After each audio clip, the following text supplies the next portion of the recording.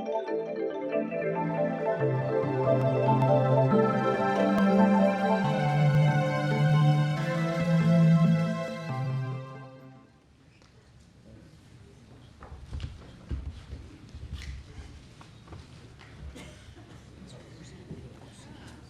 evening, everyone. Welcome to our 19th meeting. It's a great pleasure to welcome back a key player as far as Keele World Affairs is concerned in the form of Jonathon Porritt.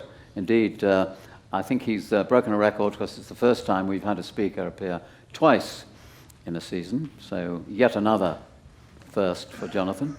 A rather small one compared with his achievements that you've read about in his biography.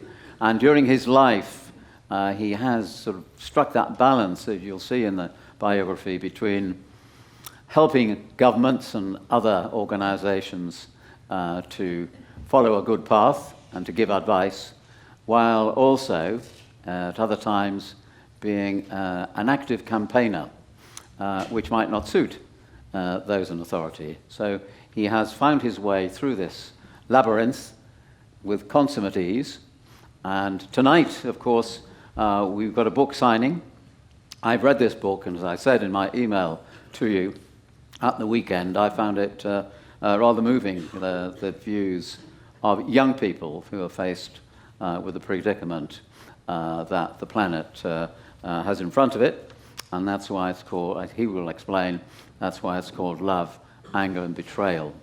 So I'm going to skip all the other aspects of Jonathon's great career and his support to us, and get him to the podium right away to talk about love, anger, and betrayal.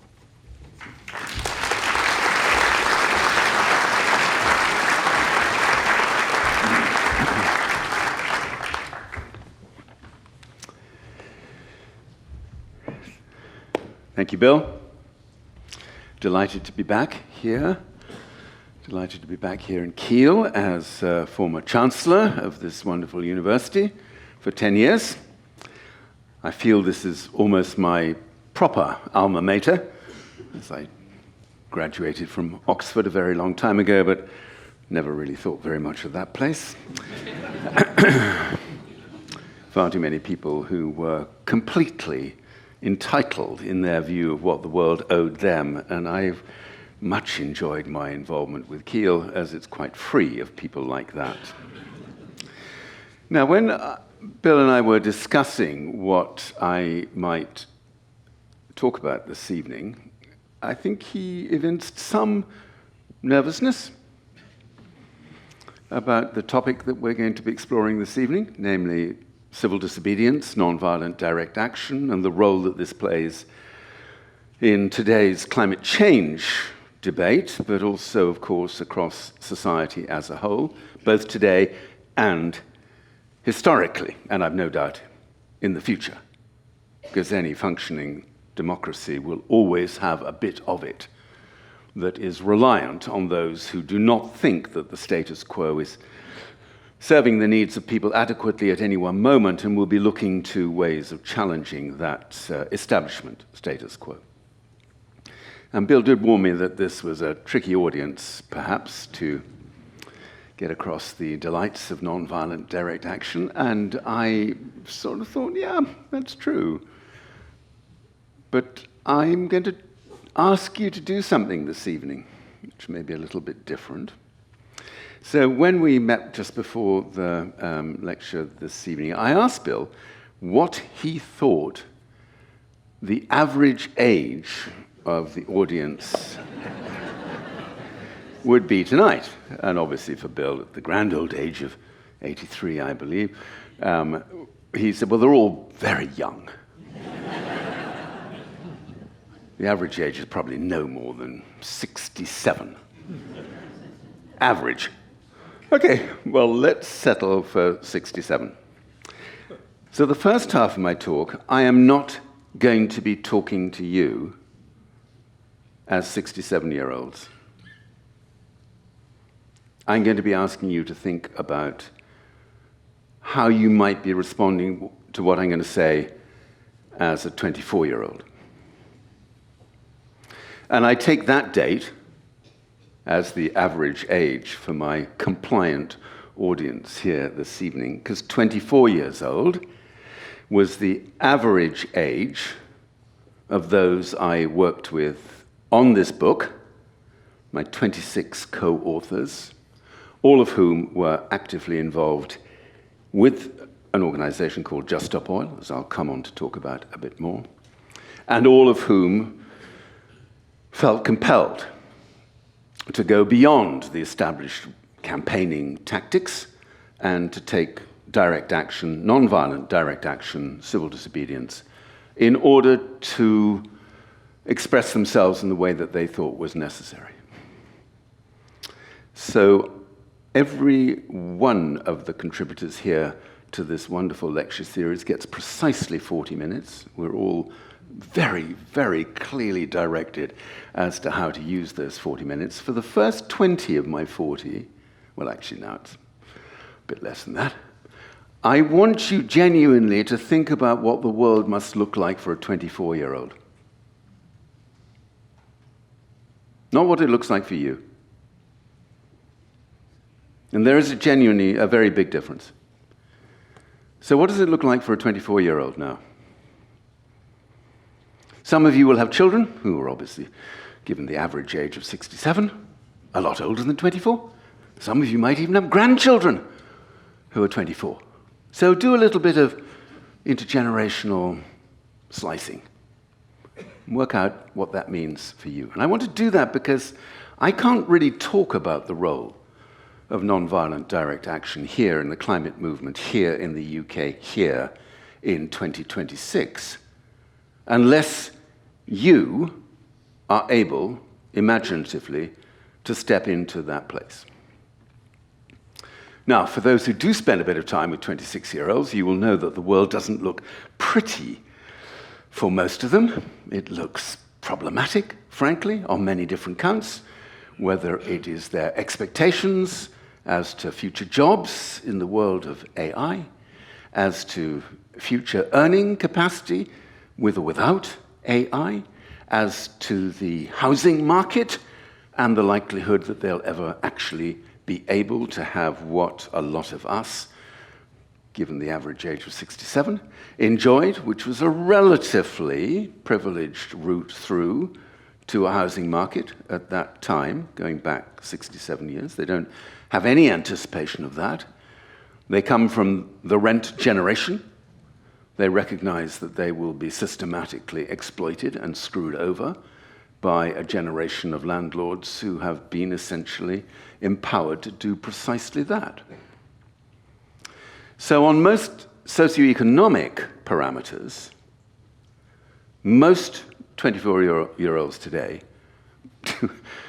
do not see their future in particularly glowing terms.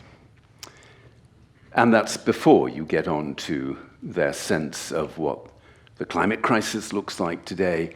And for them, because when you're 24, you're not separating out the climate crisis from what is called the nature crisis, the collapse of natural systems, the biodiversity story, and so on and so forth. And they'll often treat these things, climate and nature, pretty much in the same breath.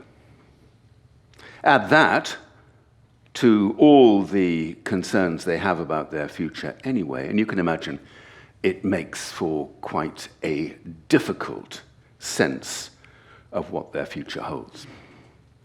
So that's a sort of average starting point for 24-year-olds, whatever it might be. I want you then to dig a little bit deeper into this, because the young people that I was working with here were not just conscious of the climate and nature crises, but they were, all of them, without exception, very well versed in the science of climate change. They didn't end up being activists for Just Stop Oil on the basis of a set of loosely emotional, instinctive feelings. Almost all of them ended up as activists for Just Stop Oil on the basis of their knowledge of the science of climate change. And I need to start there, because if you can't now get into a young man or woman at the age of 24, concerned about the future, deeply knowledgeable about the science of climate change, you're going to find it very hard to empathize with them when I come on to talk about the civil disobedience bit of this. So just stick with me for a moment. I hadn't anticipated that they would be as well informed as they were. I suppose I thought, in a rather patronizing way, that 50 years of being in this world, I'm 50 years older than almost all of them, that 50 years would give me a sort of sense of the nature of the climate crisis today, which would be completely different from theirs. And they wouldn't have much grounding in that. They'd probably have a series of worries about whatever else it might be, but they wouldn't have dug deep into it. And I was disabused of that patronizing fallacy very quickly, because I discovered a wealth of knowledge and a readiness to listen to scientists, which, and I'm going to be blunt about this, which most people of my age do not have. Most people of my age do not listen as attentively and carefully to what scientists today are telling us about the climate crisis. They know they ought to. They've sort of got a generic sense of, oh my God, this is really bad, but I've listened to this so many times, I don't really have to listen to it anymore. I'll just park that for now. And there's not a lot of digging down into the details of what happens. So in the book, I have referenced them, because half the book is in their words, by the way. It's quite a short book. It's 80,000 words, 40,000 of theirs and 40,000 of mine. But I use their quotes from leading scientists today, not my quotes. Or at least I use mine as well, but also theirs. People like Sir David King, the chief scientific advisor to two governments 15 years ago. People like Kevin Anderson, one of the leading climate experts here in the UK, and a wealth of other scientists. And I particularly wanted to stress that they are absolutely attuned to what that consensus actually tells us. Why am I stressing that? Because I have a reasonable expectation that here this evening there would not be a rock-solid acceptance of today's scientific consensus. There would inevitably be some skepticism, some dissent, possibly, some uncertainty, some questioning of the degree to which it applies to what is happening right now rather than what might happen 20, 30, 40 years out in the future. And I suspect that quite a lot of you do what quite a lot of us do, because it's really hard to keep up with this day after day, week after week, month after month, year after year, to track the latest science. It takes work, genuinely. It takes work. So the first thing I have to try and persuade you of this evening, before I get on to the case for nonviolent direct action, is that scientific consensus is completely rock solid. Absolutely rock solid. In a very controversial area, with tens of thousands of scientists sharing different data points at different times, doing research in different areas and different ecosystems, using different techniques and disciplines and models, and so on and so forth. Absolutely rock solid. And the principal reason why there may be quite a lot of people here this evening who are not necessarily aware of how rock solid that scientific consensus is, the principal reason is the source of media that you are likely to be exposed to. This goes to the heart of a really difficult thing for a 24-year-old. Remember, you're 24-year-olds now. a really difficult thing, which is whether you look at print media, broadcast media, or social media, the idea that what is out there today about the climate crisis, the idea that this is genuinely objective, dispassionate, well-informed, authoritative science, they know that isn't the case. They know that most of what people hear about climate change in these three critical media terrains is often distorted, biased, inaccurate, wrong, and totally mendacious. Why is that? Quick reminder about the power politics of media ownership here in the UK today. Between 80 and 90% of the UK's leading media organizations are owned by three families, billionaire families, from the Murdochs to the Rothermeres and onwards, all of which are climate skeptics.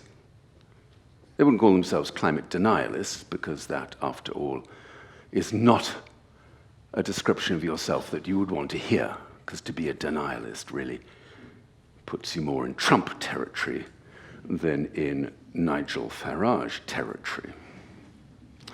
But all the principal media outlets today, apart from The Guardian and the BBC, are owned by very powerful, plutocratic, billionaire interests.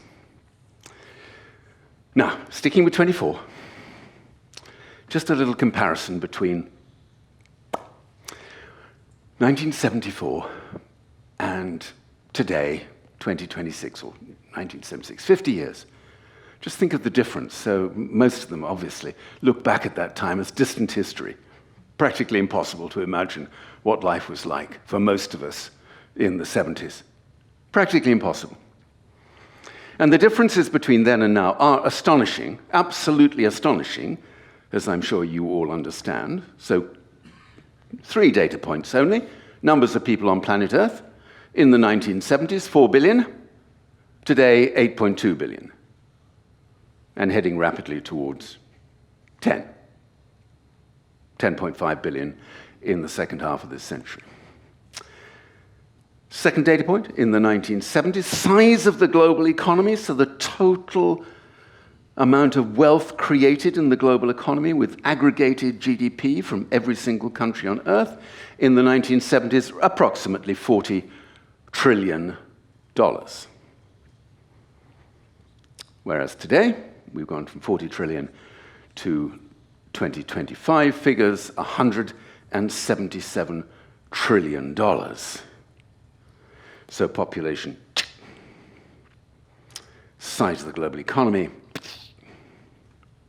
Third data point of relevance here, number of billionaires in the 1970s, 0. 0. Tons of millionaires and multimillionaires, but actually notching up that billionaire level of achievement, 0. Came pretty quickly, by the way, by the end of the 1970s, but 50 years ago, billionaires. Oh. How many billionaires do you think there are today?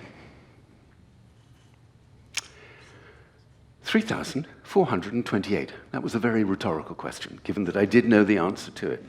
I will just check it, because this report from Forbes is a US organization that is obsessed with rich people. Its entire reason for existence lies in tracking and explaining to the rest of us how wonderful it is to be a plutocrat in the world today. So the latest Forbes figure came out last week, 3,428 billionaires, of whom 160 live here in the UK. Did you know that? Between them, the 3,428 billionaires, keep your 24-year-old age reference here, okay, control $20 trillion worth of wealth and assets today. 20 trillion. To give you a tiny momentary comparator here, the UK government every year spends, partly from tax revenues and partly through debt, spends $1.8 trillion a year. So today's billionaires control 10 times the average UK government expenditure every year. Now, you're a young person for the moment. I've almost finished beating you up as 24-year-olds. You're a young person. You probably know a bit about this. You probably follow this as closely as you follow the climate science. And you think to yourself, what has happened to the world in the last 10, 20 years, that share of total created wealth now lies in the hands of an admittedly not small number of people. 3,500 billionaires is still a big number. What has happened to the global economy to allow that massive sucking up of wealth out of the whole of the rest of society into the hands of tiny numbers of people? And what does that mean for our politicians today? Pretty much all of whom are in hock to that billionaire class, particularly the 45 billionaires who own large media interests. Okay. So go with me here. You're 24 years old. You're looking at a not terribly propitious set of ideas about your future. You've read up on and are deeply immersed in the science of climate change. You're very worried about what that means for you and maybe even what that means for your parents.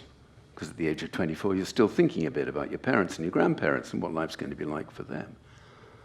And then you look at what's happening to our democracy and the degree to which that democracy is being eroded by a maldistribution of global wealth, so that every politician is in part complicit in or totally corrupted by that plutocrat class, those 3,428 billionaires. How easy, as a 24-year-old, do you think it is to keep despair at bay, looking at that set of inputs into your future?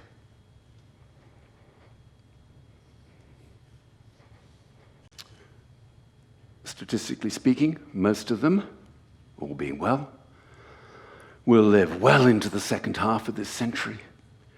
Average longevity is still increasing, just about. Not by much these days, but it is still increasing. So the vast majority of them will still be alive in 2080. Many of them will be alive in 2090, and many of them will see out this century.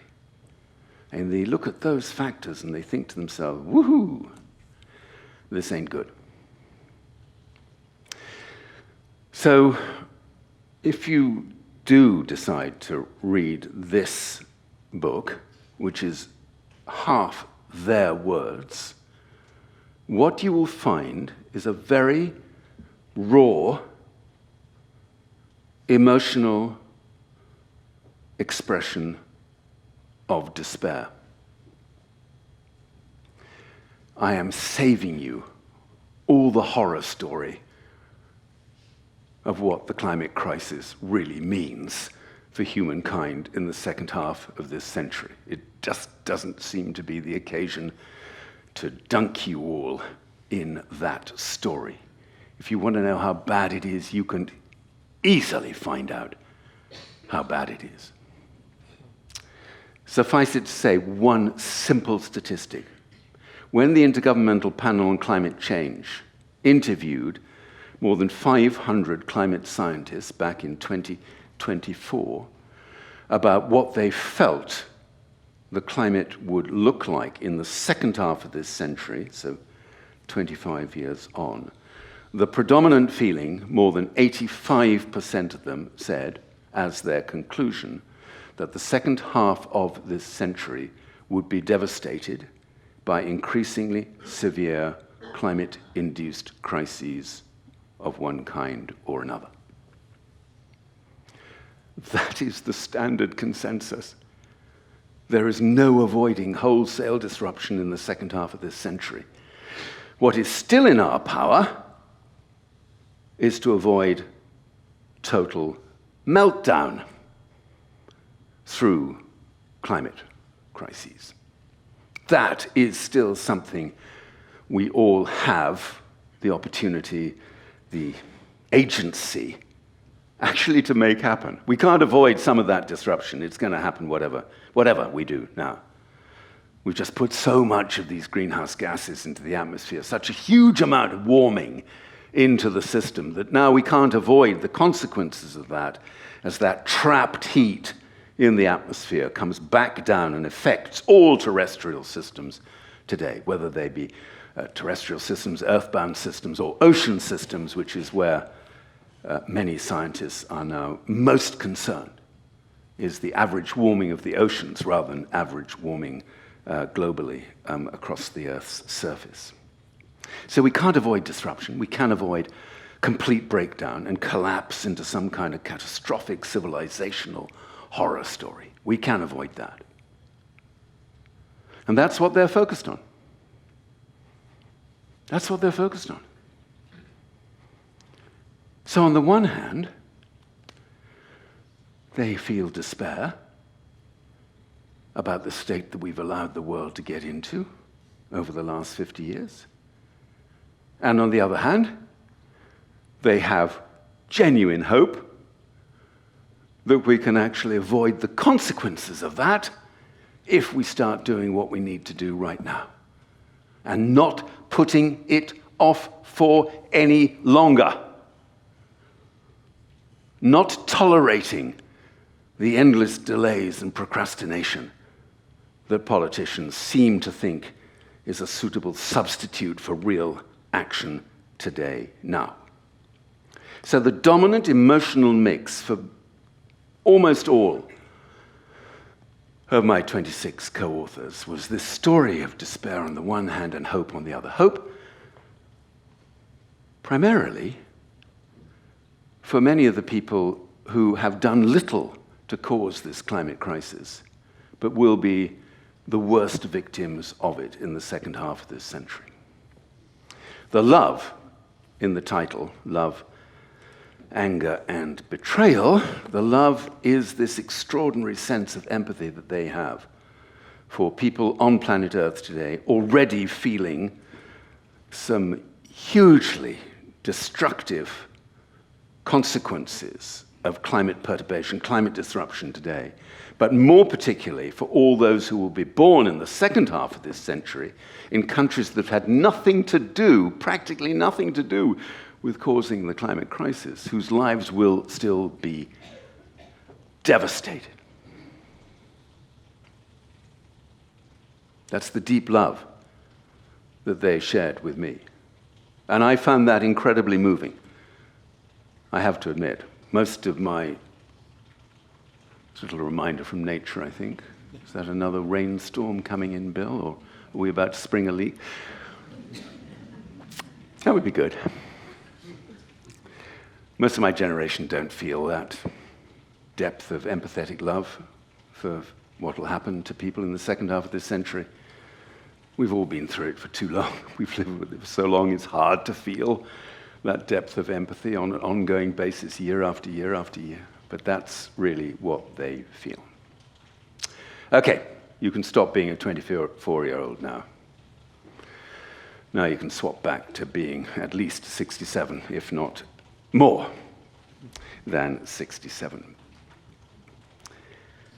So the reason why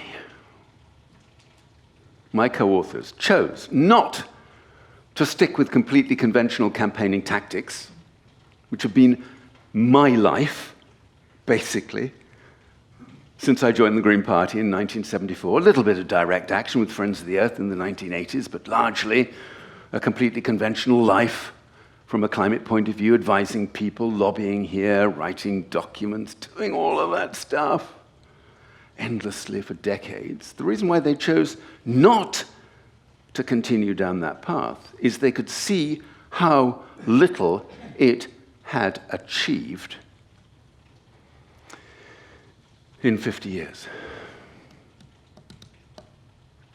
If it had been more effective, if I and my generation had been more effective, they would not be feeling what they feel today. So inevitably,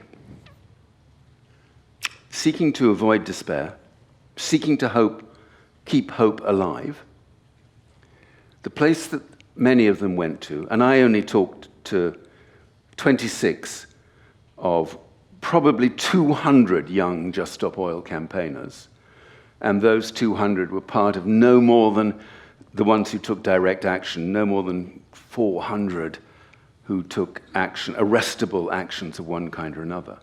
The reason why they went there was because they could see that everything that had been happening up until that point had not brought about the outcome that would have given them confidence that we were going to avoid this apocalyptic story in the second half of the century.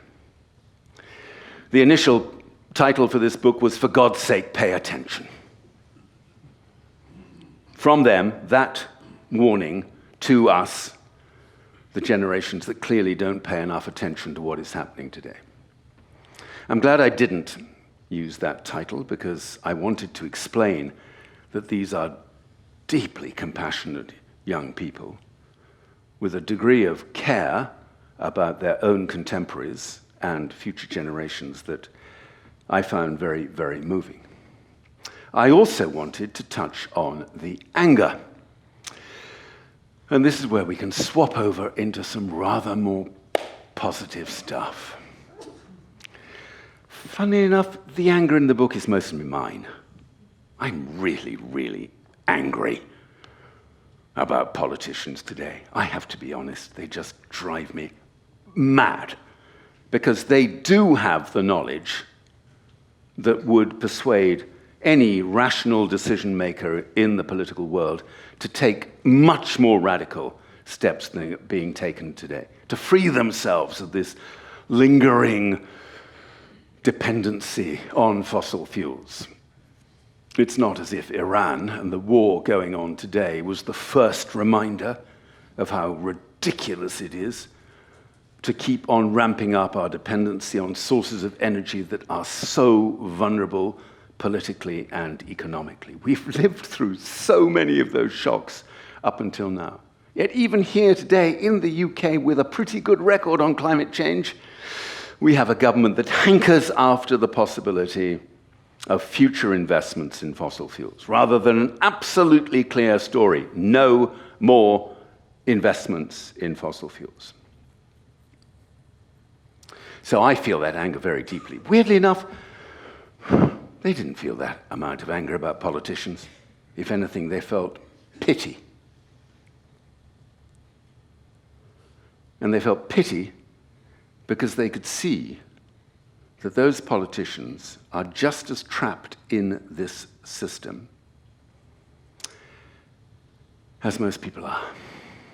They may make out that they have huge power, but when you think about the overarching power of a global economy controlled by 3,428 billionaires, my co-authors were savvy enough to say, they're just as much trapped in the system as we are, as you are, as I am. Their anger, fascinatingly, was all directed at the fact that the solutions to this massive dilemma that we face at the moment are all there for us to take advantage of right now. They can see that a world that would progressively fast, but progressively decarbonize, get rid of our dependence on coal, oil, and gas, the carbon-based fuels that we have been so dependent on for so long, the source of most of the global warming as a consequence of the emissions from the burning of those fossil fuels going up into the atmosphere, creating this blanket, trapping the gas, driving this extraordinary sequence of climate-induced disasters down here on planet Earth. That's what we have to do. We have to just free ourselves of that dependence. We move away from fossil fuels as soon as we possibly can, as comprehensively as we possibly can. And that decarbonization journey depends, of course, on there being alternative sources of energy to make this transformation happen. And that's largely renewables, plus storage to save the generation for different times in the daily cycle of energy use, new grid systems to make all that work, and a super focus on efficiency, which you don't hear politicians talk about today at all.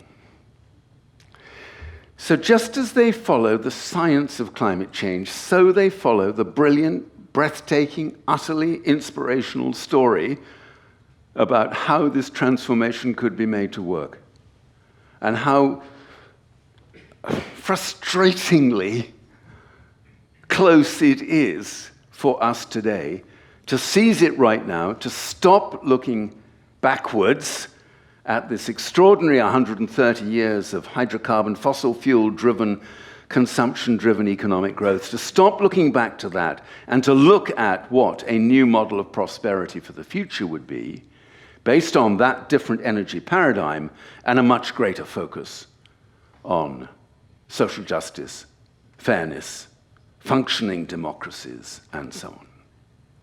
Now, I can't go into the details of this tonight, but when you read the book, I've moved from if to when. When you read the book, I have touched on just a tiny selection of what these examples look like for your uplifting inspiration. Just 3 this evening, very quickly. You probably don't know this now, but more electricity is generated across the whole of the EU from wind and solar today than it is from fossil fuels. All fossil fuels. 30% already, heading pretty rapidly towards much higher figures within the next 20 years. Pakistan, I want to do a rich world country and a poor world example. Pakistan, which is one of the poorest, most corrupt, most disadvantaged countries in the world from a climate point of view, incredibly vulnerable to flooding, droughts, storms of every conceivable kind. In the last 3 years, Pakistan has replaced 30% of its total grid with solar panels, solar energy, imported cheapest chips from China, who wanted, of course, to have a strategic relationship with Pakistan, and decided the best possible way of doing that was to allow them to free themselves on their dependency on imported diesel to produce the energy that so many of the generators used in that country depend on. 30% from solar alone in 2.5 years. And third example, just to tell you how much fun this could be.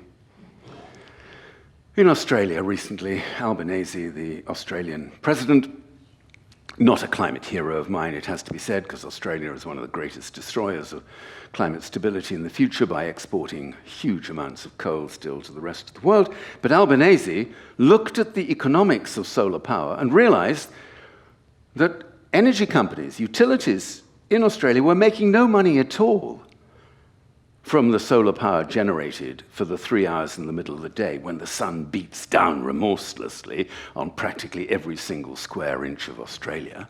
And of course the energy companies weren't making any money out of it because guess what? People weren't using very much energy or electricity at that point anyway. So Albanese decided he would make a big gesture, a populist gesture, by the way. We can do eco-populism as well as Faragist populism.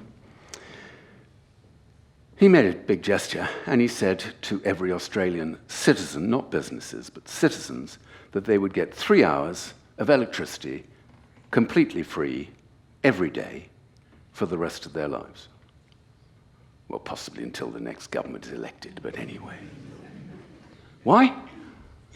Because the utilities were making no money out of it at all. So why not make it free? Because so much incoming solar radiation is on the grid at that time. Australians are pretty savvy, as you can imagine. They thought, yep, we'll have that. We're probably not going to be using much electricity in the 3 hours in the middle of the day, but guess what? We'll buy one of these really smart home battery systems. We will use it to charge up our home battery, and when we get back in the evening and we're into full-on Aussie consumption, and trust me, they know how to do that, we will take all the electricity we've downloaded into our battery in the middle of the day, and we won't have to pay a penny at peak rates during the evening. Albanese, understandably, was described by the leader of the opposition as the world's first solar communist. Just bank this as a little bit of an example. I know today here in the UK, a bit rainy, a bit stormy. Oh, you probably think, what's the relevance of solar power? Although I hope you don't, being interested in Keele, as I'm sure you all are, and knowing about what the university's wonderful energy park does, in which I had a long and problematic involvement over many years trying to persuade the local authority that this is what we should be doing. Just bank that as a tiny little story about what technology is going to do for us in transforming our energy systems. It is breathtaking when you look at the potential for technology serving this kind of set of interests. And the great thing is, and I'm sure you've all clocked this as really smart participants in both the local and the national economy, that once you put your solar panels there and you've paid them off, which takes a lot less than it used to do, the source of energy is completely free. Same with wind power. The source of energy is completely free. And why does that scare the life out of today's fossil fuel incumbency? No profit.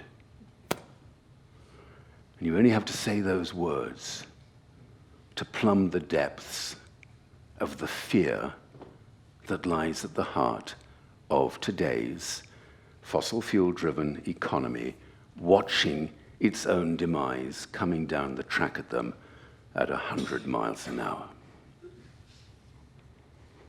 Their anger is about the fact that we're not seizing those solutions, making them work at scale all over the world right now, which would be the single most important thing that we could do to avoid this encounter with breakdown. Apocalypse may be too rhetorical a word, but breakdown in the second half of the century. So that's my kind of story for you today about why they resort to nonviolent direct action, why they use all the historical precedents that we have here in the UK, why they draw on the story of the suffragettes, why they're so inspired by the civil rights movement, why people like Gandhi and Mandela mean so much to them, why they factored all of that deep history into their own sense, the contribution that civil disobedience makes in political systems when the politicians, for different reasons, will not listen to what it is that needs to happen. And each of them had their own source of inspiration, their own way of bringing that set of historical antecedents into their own practice, civil disobedience practice, today. And I'm sure you all understand just how much that record, that history means to people today. My last thought, I don't expect you to sympathize with every young person using civil disobedience tactics, and we may want to come back to that in the Q&A. I don't expect you to necessarily understand the depth of betrayal that is going on between one generation and another, but I would really, really hope, having spent a bit of time in the mind of a 24-year-old, that you can understand why they chose to use those campaigning tactics, to adopt civil disobedience, to express what were often very controversial views in the middle of this climate debate. I would hope at the very least that you felt a little bit more understanding of what persuaded them to behave in the way that they did. And if that's not enough, you can read their words for yourself, because they're a lot more eloquent about that than I am. Thank you.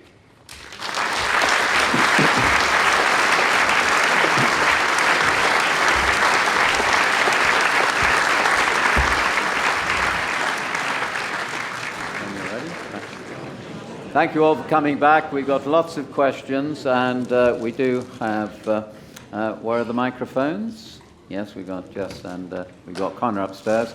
So if you would like to ask a question, there are lots on the table. I'm going to start with Phil Snow's question, which is, if we just stop oil, according to him, we'll no longer be able to feed ourselves. We won't have the machinery and the fertilizers, etc., in the short term. So would you just like to say a little bit? I think it's quite an interesting question because it runs wider than that, because a lot of people will be thinking, yes, we've got to go green, but it's going to take a bit of time. So would you like to reflect on what Phil has just said? Can we do it immediately? No.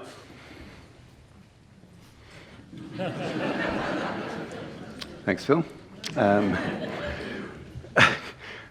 I'd love to eyeball Phil at this stage and say, how long do you think we've got to do it? Because that's the key question. Look, there were lots of things about Just Stop Oil that I found difficult. One was the name. Because actually what Just Stop Oil stood for was Just Stop New Oil and Gas Licenses. But obviously that makes for a wretched title for an organization. So they shortened it to Just Stop Oil. And what that meant was that a lot of people piled in and said, well, of course we can't just stop oil. It would be ridiculous. If we just stopped oil, our economy would collapse. And so it would if you just stopped it like that. The demand was to stop new licenses for oil and gas exploration in the North Sea, which some of you will remember was then incorporated into the Labour Party's, they were then in opposition, into the Labour Party's manifesto before the 2024 general election. So this may come as a bit of a surprise, but Just Stop Oil was actually immensely successful in its one goal. No, we can't stop oil in the short term. We can certainly stop coal in the short term. We could be out of coal pretty much all around the world. And I say that because both China and India, which are the world's two biggest users of coal at the moment, are both now amazingly plateauing their use of coal and will soon be on a declining trajectory, which is astonishing. Stopping oil is difficult, and the biggest thing in terms of stopping oil is transport, because we have to get out of our use of petrol and diesel for the internal combustion engine. More importantly, for many, many different reasons, is the use of oil and gas for plastics. And I obviously didn't mention plastics tonight, but this is a massive crisis. And most of the world's big oil companies now have come to the conclusion they're not going to be making much profit from their refined oil products that are used for energy or transport or even for industry. Well, unless we go on creating new wars, of course, which means they'll make lots more profit. They won't be making much profit from that in the normal course of events, but they are looking to make vast amounts of money from plastics. So we can't stop oil right now. We need to phase down as fast as we can. And of course, the one hydrocarbon that will last longest will be gas, because gas is a crucial component of many economies at the moment. For instance, thinking again about the Straits of Hormuz, all we hear about at the moment is the number of oil tankers that can't get through. What we're not looking at is the number of bulk carriers bringing fertilizer from the Gulf states who've used huge amounts of their gas to produce the urea and other sources of fertilizer on which the world's agriculture depends. So coming away from that is crucial to global food production systems. You're right. So we have to phase this. We have to do each of these phases as fast as we possibly can. But obviously it would be pretty stupid to end up condemning hundreds of millions or billions of people to starvation in order to decarbonize our economy. That is not a smart thing to do. So we have to make sure we know how to produce the food that we need without the current dependency on fossil fuels. That's another question that you're not entitled to ask. Well, I've got quite a lot of questions about non-violent direct action and what it's like to be a 24-year-old, but I want to work through the questions on the first part of the talk, which is about, to some extent, about the challenge. So there's various questions that are coming through. One here is, does the UK have the infrastructure to rely on alternative energies like EVs? And Jenny Hartley, more widely, wonders about whether, what the broad solutions are on transport. Is it, increased availability of public transport, or rebuilding the railway lines, or do we have publicly funded minibuses and large taxis to replace car ownership? I mean, is there a sort of quick way of describing the solution without lots of flip charts? Can you give us a feeling on that area, so that I can deal with the other 50 questions? As if I'd bring flip charts.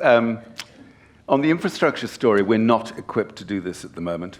We've underinvested in our grid for so long, even if it stayed as a predominantly fossil fuel and even nuclear grid, we'd still be needing to invest massively in grid upgrades, because we haven't really made the investments we should have done for the last at least 20 years. So it is going to entail significant new investment in grids to make this new electricity economy. I have to be really careful here, because there's tons of things we use energy for that aren't electricity. But there are 4 parts to this: renewables themselves, storage, which is critical, grids, which I mentioned, because we have to reconfigure our grid system so that we can have many more local grids that are essentially providing electricity services for local areas, towns, cities, communities, etc. And lastly, efficiency.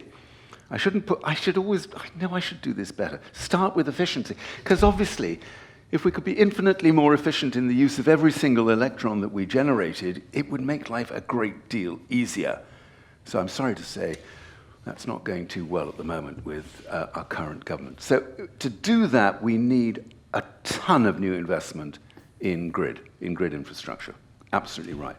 Transport is fascinating, because if we really moved forward on this very, very fast, and we got rid of a much higher percentage of petrol and diesel vehicles, the internal combustion engine vehicles, and we substituted electric vehicles for those internal combustion engine, we would pretty soon be able to use all of those EVs as part of the grid system.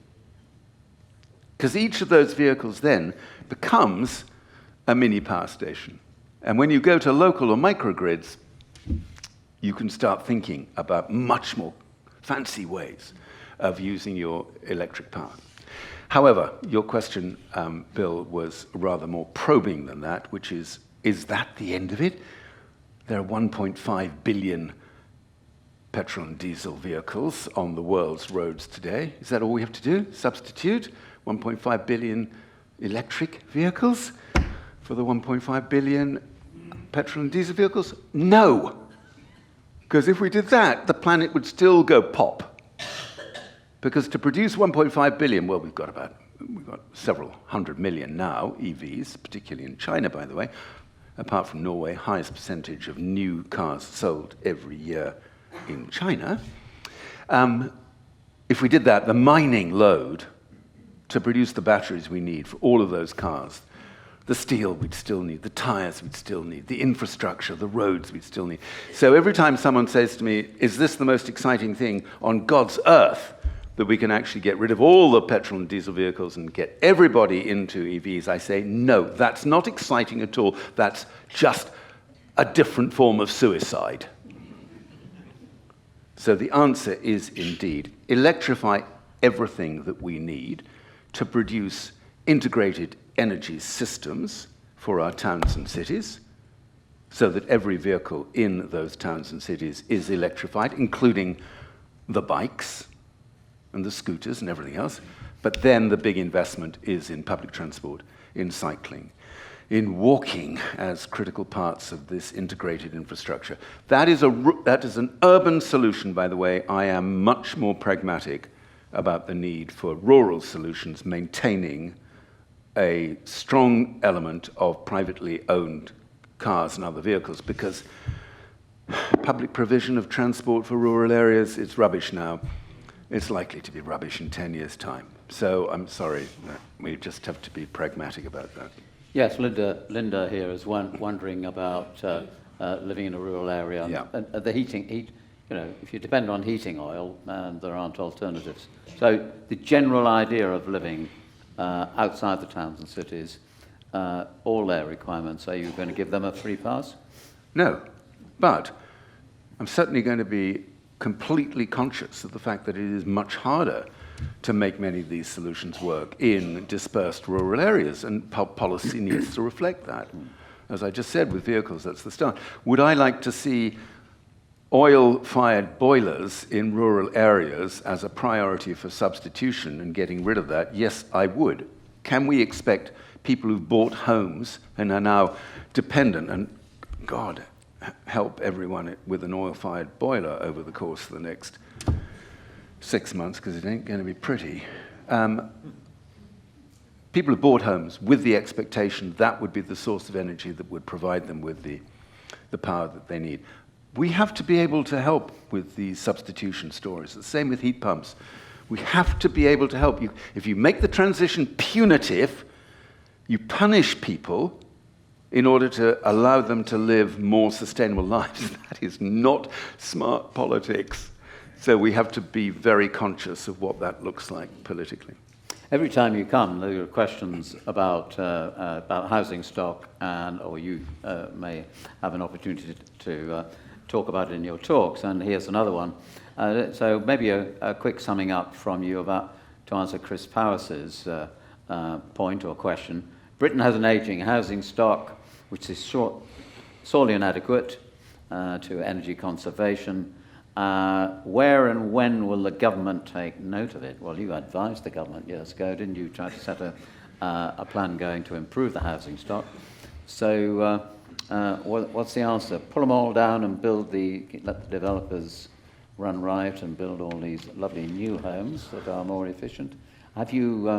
Where do you think we are at improving our housing stock, specifically in the UK? Not in a particularly good place at the moment. By the way, you don't need to pull down a single house to let housing developers run amok in society. They're doing that perfectly well without us tearing down any of our existing housing stock.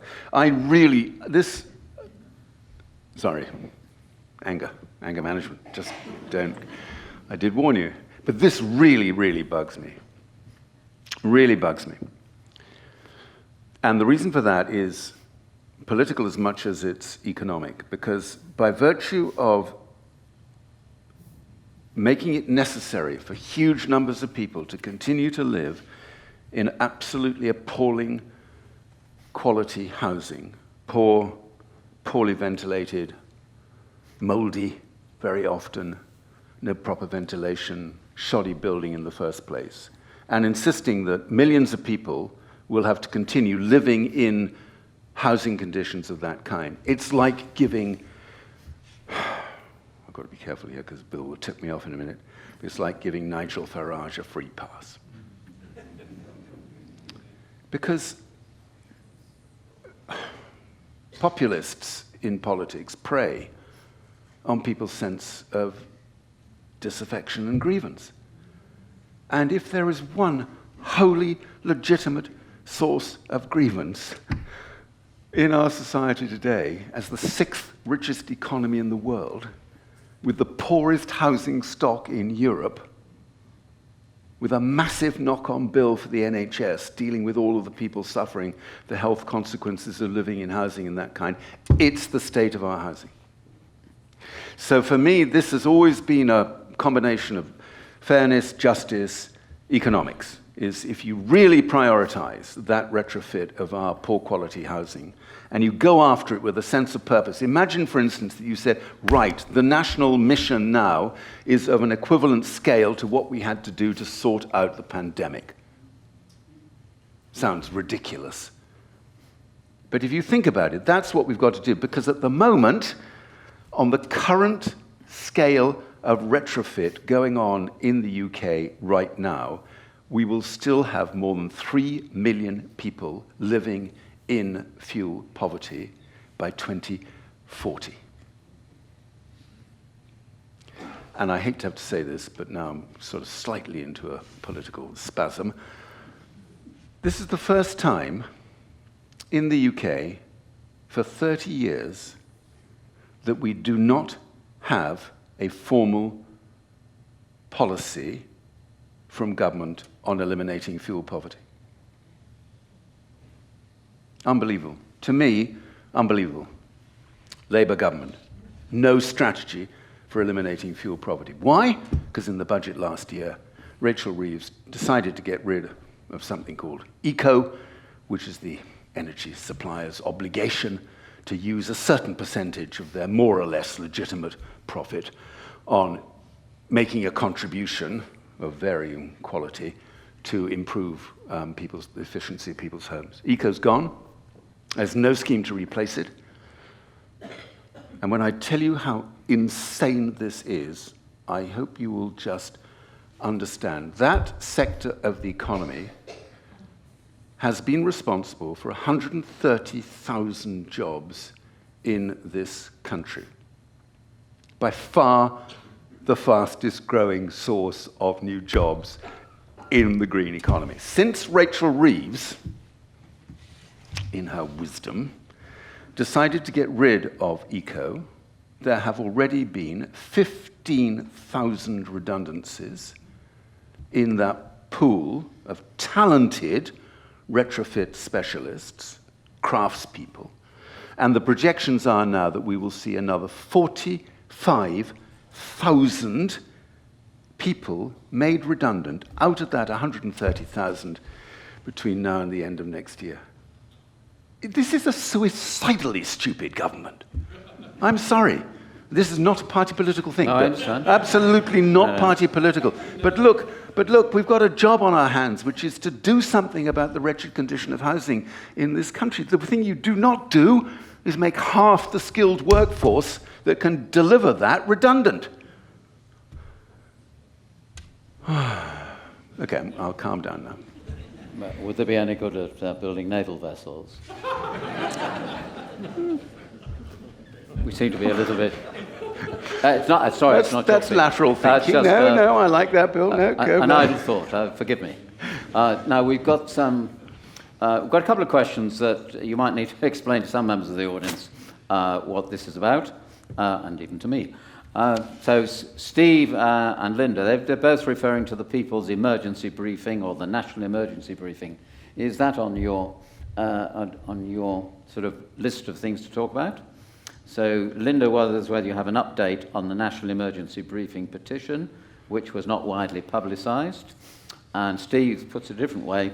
He saw a new information film out in April, saying it's out in April, presenting climate evidence to government and communities. He wonders, he doesn't think you're associated with it and wonders why you're not. So in that little sort of mixture around this topic, could you tell us whether it's actually an important initiative and whether you you're supportive of it. The climate emergency briefing is indeed an important initiative. It was something that was put together last year to bring 10 eminent commentators and spokespeople on the climate crisis together to give a briefing to parliamentarians in Westminster. It had a good impact. There were quite a large number of MPs there, not as many as they hoped for, but there were more than 50 MPs who attended for some, if not all, of this briefing, listening to brilliant people. Kevin Anderson I mentioned for one, as one of the scientists I mentioned. And the whole idea was to provide this bedrock of consensus about what the science tells us today. So why is it an emergency? What do we need to know about that emergency? And what can we then do on the basis of that knowledge to address that emergency proportionately, in a timely, urgent kind of way? And it didn't get much coverage at the time, which I think was one of the comments in the question. I have to refer you back to the weight of ownership here in the UK media. It's not the kind of stuff they cover. It really isn't. And much of it just disappeared. So what the organizers of that initiative did, and I'm not involved personally, because I've sort of gone, as you can tell, a bit more into the campaigning side of things now. What the organizers decided was that they would make a film of the briefing, they would do interviews with the 10 presenters at the briefing, and they would turn it into, I think it's 45 minutes long, whatever it may be, which could then be shared with any number of audiences, the length and breadth of the country, in village halls, in big lecture theatres, in businesses, civil society organizations, just to provide that baseline of what people need to know about why it's an emergency. Because most people heard about the climate emergency back in 2018, 2019. If it was an emergency back then, is it still an emergency now? Funnily enough, yes. You know, we've sort of forgotten that. Therefore, I think it's an extremely important contribution to helping, I hope, a very large number of people begin to grapple with that baseline. Now, I'm going to move on to 24-year-olds. Quick change of direction. And so I'm going to start off, actually, we did say average age 67. We have got a question from a 24-year-old. So that's good. Jacinda Singh.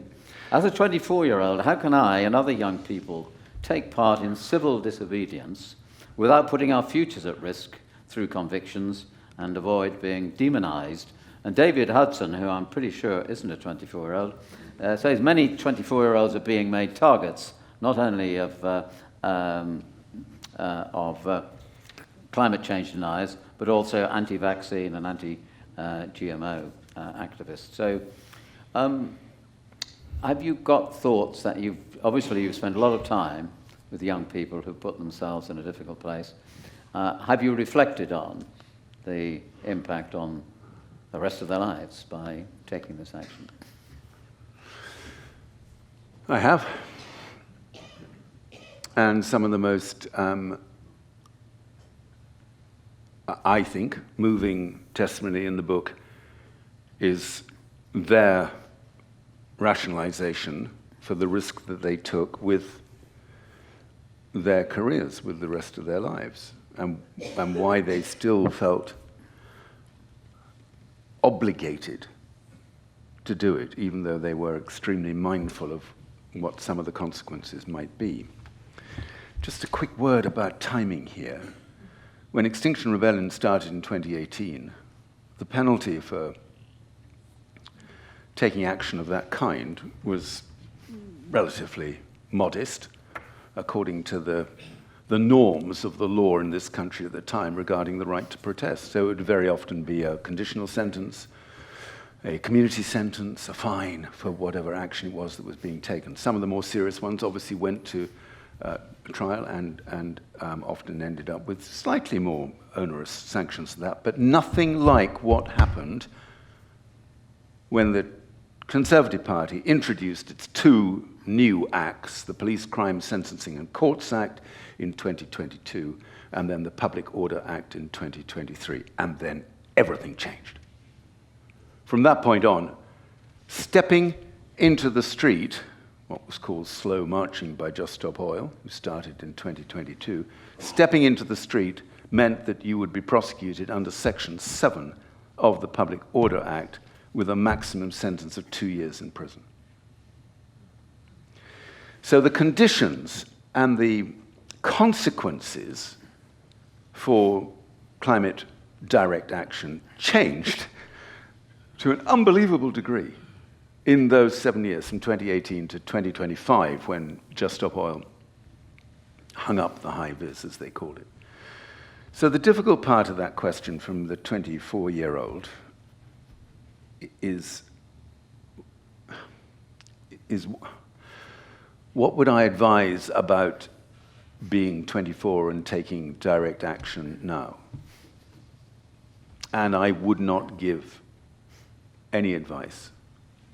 I would not suggest that people, young people, made that sacrifice without a very, very great deal of thought and consideration about what the implications might be. It's one thing to have a conditional discharge or a community sentence. You're still a criminal. It's still on your record. You still have to deal with that. But 2 years in prison, if you're in your early 20s, whoa. That's a hell of a thing to ask young people to think about. There are creative ways of doing some of the direct action that won't necessarily get you sent to prison. I'm not sure I'm allowed to advocate for them, but you might, if you want just even a bit of entertainment. Not Google, sorry, don't use that word. You might use your super green search engine, like Ecosia, for instance, to check up on a brilliant organization called Tire Extinguishers, which allows young people, usually because you have to be quite athletic and ready to run fast, to take a lentil, preferably an organic lentil, and insert it into the valve of an SUV, an urban tractor, which is clogging up the streets of most towns and cities in the UK today. I see this as an act of public service, basically reminding people that they should not be driving cars of that kind in towns and cities. If they want to go around rural areas in that way, fine, that's a different story. But I'm not advocating for that, you understand, because you can still be nicked for that, and you will still, sadly, come under the Public Order Act, or you'll probably come under criminal damage prosecution now, so the consequences won't be nice. Or you could join the Citizens Arrest Network, I love this one, which is where you join with a lot of people today who are seeking to make citizens' arrests of many of the executives of those companies that are most responsible for causing the environmental mayhem that all of us are having to put up with today. They're mostly doing it for water companies today, but look, right now, we probably all hate water companies even more than we hate fossil fuel companies. And they are all, every single water company has been found guilty of breaching God knows how many laws. So they're all criminals.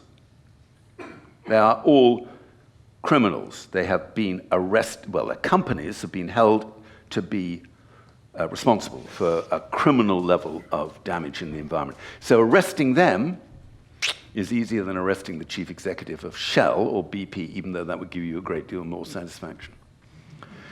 Citizens Action Network. So there will be other more creative ways, but I feel really constrained. I've only got used to getting arrested in the last year or so, and for a rather different cause, which many of you will understand, of course, for the campaign to lift the ban on Palestine Action as a terrorist organization. And I made that decision personally with a great deal of care and consideration, but then I'm 75 and I don't give a shit. Sorry, I do not mean that to sound blasé. It is not blasé. I thought about this so much, but I don't care. What I mean is I don't care about what they throw at me. I don't have to worry about it. If I was 24 today, well, it'd be different. In case you were listening rapidly to Jonathon and you didn't pick up the fine detail of how to protest, the video will be out, and you'll be able to catch all the details there. No, that does not urge direct action. It sticks to the science, it sticks to the conventional story, it urges you to get involved in conventional campaign organization, and it is true that you probably have to do your time for conventional campaigning before you decide that may not be adequate? Right. Well, I've got two questions on the same sort of topic. One's from someone who's less than 24 years old. That's Connor upstairs. And the one is from someone who I think, oh no, it's not my friend who's the same age as me, but no, we've got, he's called Jeff, and I think he's more in the 67 category. So Connor, the young Connor, is saying, what use is protest action when the politicians are just as trapped by the system as we are? And Jeff Elliott, noting the government's response to Palestine action, is there a danger of increasingly draconian actions or punishment as a result of it? Oh, and yes, my age equivalent, Ian, says it seems that civil disobedience has little effect. I was arrested in 1960, so he was ahead of you.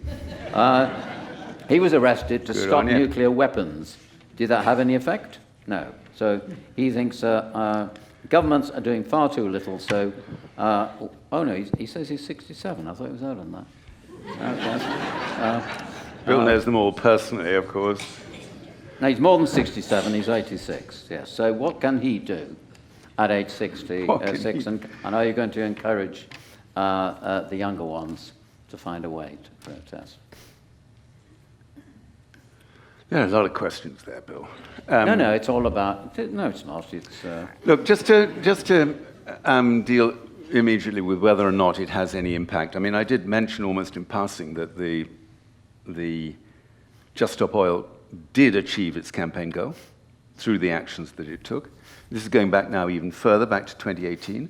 Extinction Rebellion had a number of different demands, one of which was that the government should change the Climate Change Act, and the commitment, which at that stage was for an 80% decarbonization of the economy by 2050, so what we now call net zero, and the demand was that that should be increased to 100% decarbonization by 2050, which the government agreed. So both Extinction Rebellion, let me just pass over Insulate Britain, because they wanted to focus, by the way, on housing, but they didn't have an effect on policy in the housing area. Both Extinction Rebellion and Just Stop Oil had recognizable results from the direct action that they took. So before we too quickly dismiss the efficacy of direct action, don't forget the moments where things like that do actually work. But over and above that, that kind of civil disobedience has a symbolic effect as well as a practical effect on policymakers and politicians. And it is worth going back to what I mentioned in my talk, which is the degree to which those young Just Stop Oil campaigners drew on these historical sources of inspiration for what they were doing. A lot of it was geared towards the suffragettes and the importance of the suffragette movement, and the astonishing courage of thousands of women to make the case for universal women's suffrage in the first instance, which turned into a very bitter and prolonged campaign, which in fact was probably closer to a terrorist campaign than it was to a non-violent civil disobedience campaign, but that's another matter. And the second thing, of course, was the civil rights movement in the USA, which was a massively important part of that moment where citizens that had previously been treated, black citizens who'd been previously treated as not just second class, but citizens who were not worthy of any consideration at all, succeeded in persuading the US government at that time, with the Civil Liberties Act, to bring in the kind of legislation that they had to campaign for decades. And without that kind of direct action commitment. And I just want to remind you of how important this is. So there was a man called John Lewis, who was one of the first freedom riders in the USA in 1960, where the freedom riders got on buses in the north and for 3 years went down to the south to join those campaigners in the south, and were routinely and very violently beaten up by police forces and by activists and by Ku Klux Klan members in most of those southern states. And John Lewis, at the age of 20, in 1960, was one of the very first freedom riders. And he went on to become a congressman, one of the most inspiring American politicians that I would listen to with such delight, because this history was extraordinary. And when he was asked, why did you do what you did? And he said, we didn't have any choice. We didn't think we were going to necessarily win, but we didn't have any choice. His quote, for anyone trying to work this out, is for me, still very inspirational. Never be afraid of getting in good trouble, necessary trouble. And each individual has to make up his or her own mind as to what constitutes necessary trouble. I know what I am doing now is necessary. I know that the 26 co-authors of that book felt that what they did was necessary, as well as being good. That's a decision that is a personal decision for people to make according to a whole combination of different factors. But for me, I'm very loath to hear people belittle the role of civil disobedience, because so many of the good things that we currently take for granted only came about because people were courageous enough to put their bodies on the line and demonstrate what good looked like. It's rather difficult to follow that eloquent explanation with questions about morality or dividing line, but I would just like you to see if you can explore it. So Sean King puts it this way: can you give any examples of forms of effective protest that avoid becoming stories of inconvenience instead of highlighting the issues, the underlying issues of the protest? David Taylor: who decides what is morally right to cause civil unrest? And Steve Ellsmore: there are many things that Joe Public can do without supergluing themselves to railings. They can boycott palm oil, they can drive fuel-free cars, they can stop flying, and he wonders what would be your top three, and he's really putting on the spot, your top three ideas of what people can do without necessarily going all the way and feeling you have to take extreme direct action. Okay. Just on the inconvenience point quickly. Remember what I said about media representation of these young people and the actions they took. 85% of the coverage of the actions taken by Just Stop Oil was mediated through right-wing media organizations like the Daily Mail, the Daily Express, the Telegraph, the Times, the Sun. They upped the concern about inconvenience to a completely ridiculous degree. There were lots of people who were inconvenienced, it is true, but it was almost as if they were telling their readers and their listeners that the whole country had kind of come to a grinding halt because there were all these irresponsible, self-indulgent young people lying around on motorways or doing this or doing that. It is simply a tissue of lies that was put together there. I'm not saying there weren't some people who were inconvenienced, there were. And there were some examples that were very moving and upsetting. But honestly, given the scale of what actually happened for those 3 years between 2022 and 2025, it was pretty small beer in comparison to the level of disruption that all of our lives are going to be subject to if we don't get a handle on climate change. Sorry to spell it out, but compare that level of disruption with what I've just been suggesting you need to think about as the level of disruption that's going to come crashing down around all of our lives in the not-so-distant future. It wasn't civil unrest, it was civil disobedience. There's no unrest. Everything that the protesters do is completely peaceful. It is called non-violent direct action for a very good reason. The emphasis on non-violence is absolutely fundamental. I observed dozens of these actions. I never saw any violence, unrest of that kind for a single second. The only violence came from, I'm sure you know where, came from those who were carrying out the arrest rather than the arrestees. So let's be careful and responsible in the way that we talk about our action here.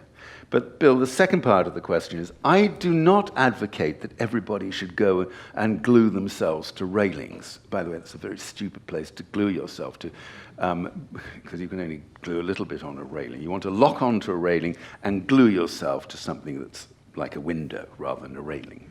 Should you be so inclined? That is not my recommendation. Everybody needs to do what they can do and what they feel is right. And this is a continuum of tactical decisions that we all take. And people need to feel that they've arrived at the point where they know that the only way they can do justice to what they feel about the risk associated with the climate breakdown is to take that kind of action. Before that point, any number of campaigning tactics are available to people, as we've already touched on tonight. Any number.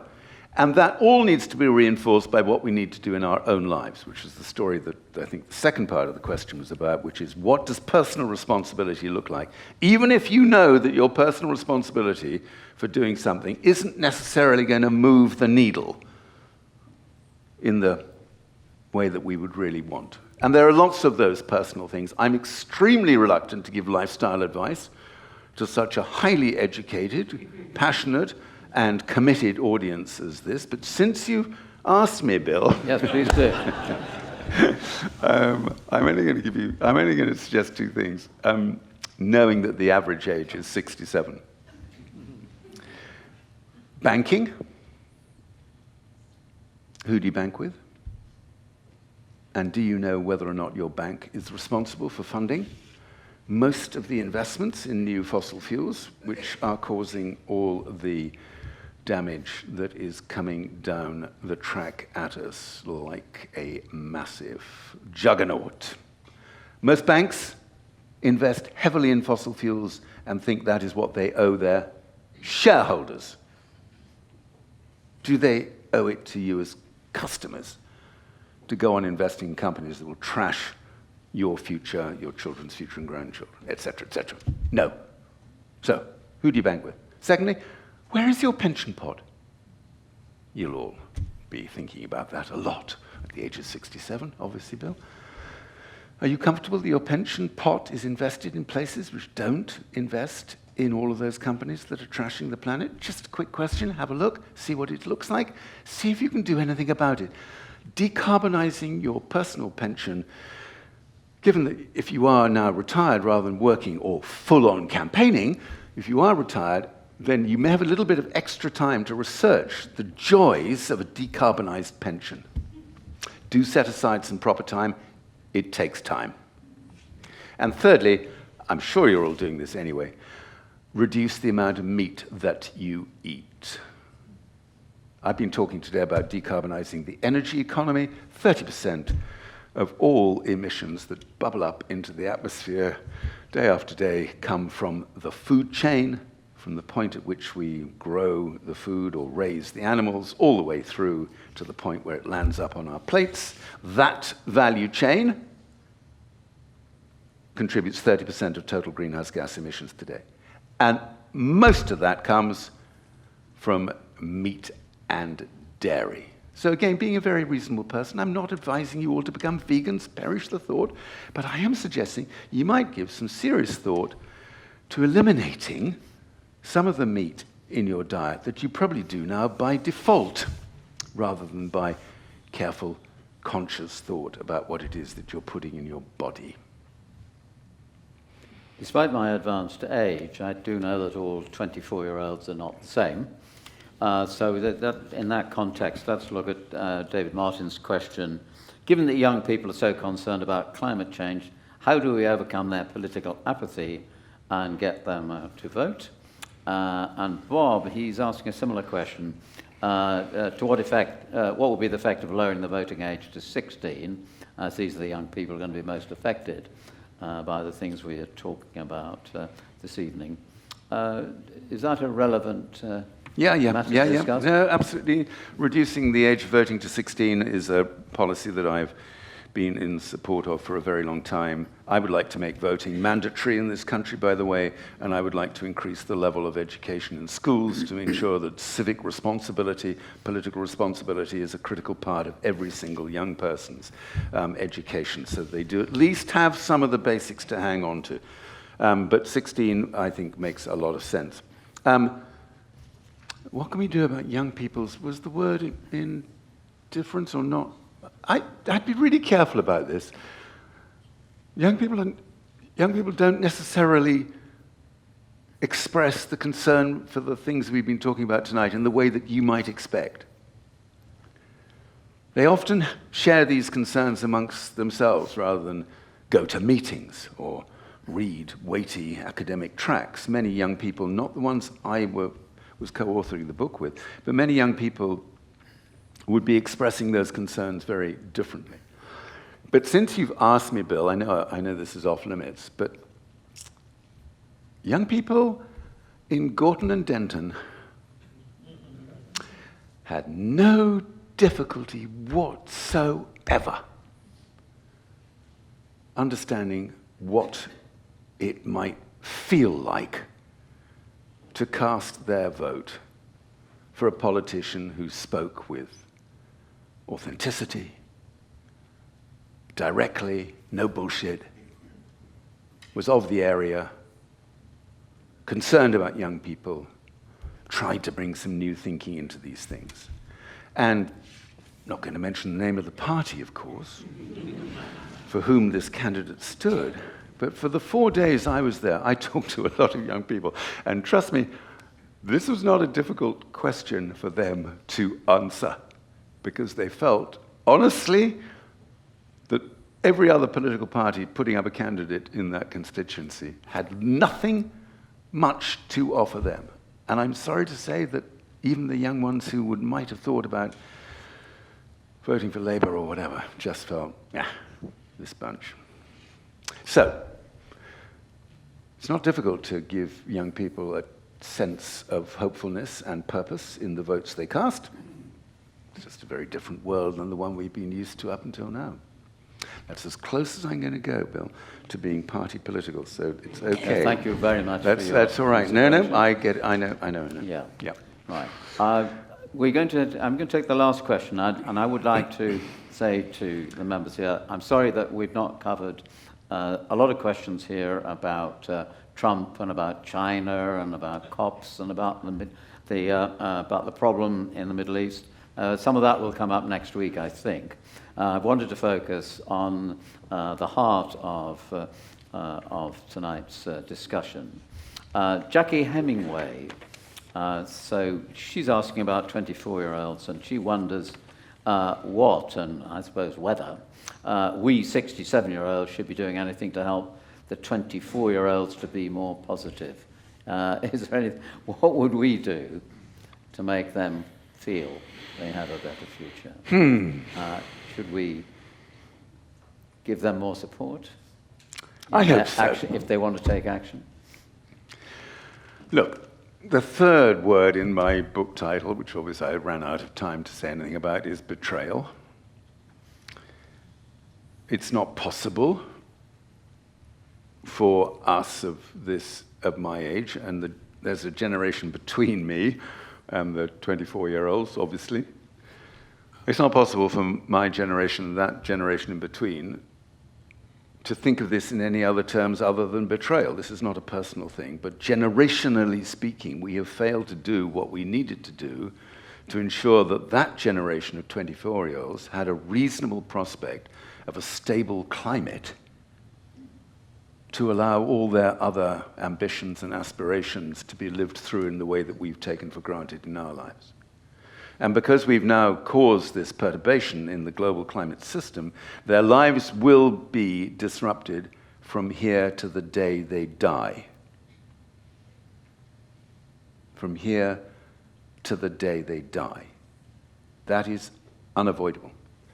So do we have a responsibility, obligation, even to do what we can to help young people deal with that, to help ourselves deal with it emotionally, politically, financially? Yes, we do. And the one thing I would say is I think every older person can find ways of helping young people come to terms with this, not by doing great mea culpa confessional stuff about, I recognize my guilt, I feel so bad about it. Don't give them any of that shit. It really won't make any difference to them whatsoever. Be practical about it. What can we do to help young people? And how can we support them? And Bill, my closing thought is this. The reason why I ended up writing this book, eventually, having said that I was never going to write another book about the climate again, the reason why I ended up writing it was because I felt so disappointed at the response of so many of my colleagues in the conventional environment and climate movement. I didn't expect them to join Just Stop Oil, to glue themselves to railings, to do all of that kind of stuff. That wasn't my expectation. I sure as hell expected them in those more conventional campaigning roles to be sympathetic to and understanding of what it was that persuaded those young people to take the decisions they took, and to be generous, not just tolerant, but generous and open-hearted and supportive of it. And when I found a lot of my colleagues, including those working for lots of the organizations you'd be very familiar with, were dismissive, contemptuous, rude, often dismissive in their comments, I felt very angry about that, which is why eventually I ended up interviewing them and getting to know them, visiting them in prison, all that kind of stuff, which certainly opened my eyes to lots of things that I hadn't been aware of before. So that's the one thing I'd say, is this tolerance, this understanding, compassion between generations is critically important. We're far too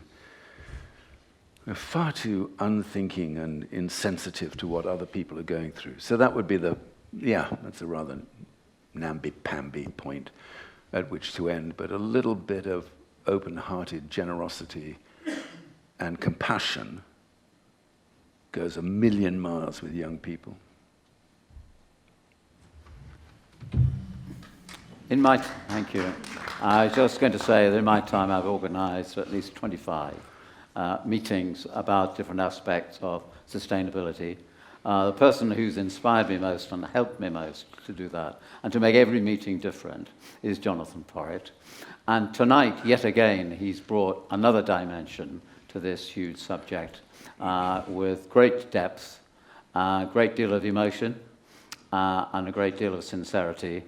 I hope that in the future, when my colleagues follow on, that Jonathon will continue to inspire them, lead us to other speakers, and of course return himself. And for this subject is going to carry on for a very long time, beyond my lifetime and many of those of other people here. So thank you once again, Jonathon, for everything you're doing for us. Do come again. Take a bow. Thanks very much. Thank you.